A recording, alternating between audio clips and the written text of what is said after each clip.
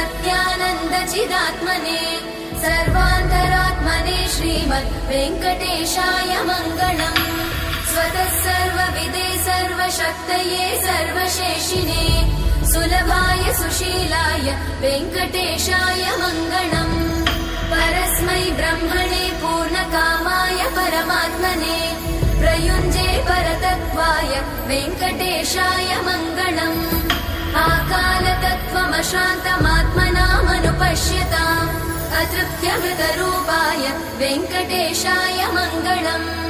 प्रायस्वचरणौ पुंसां शरण्यत्वेन पाणिना कृपया दिशते श्रीमद् वेङ्कटेशाय मङ्गलम्।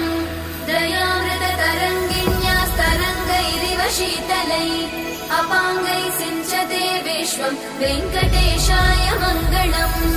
स्रग्भूषाम्